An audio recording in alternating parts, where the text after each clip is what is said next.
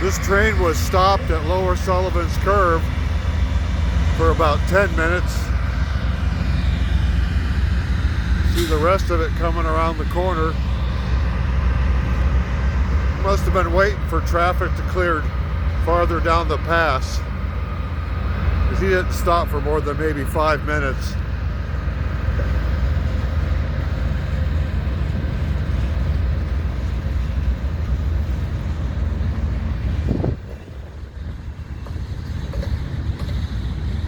They had a derail day before yesterday up in Victorville with really messed up traffic coming through the pass.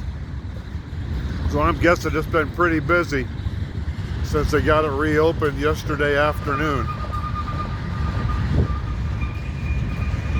Thanks for watching.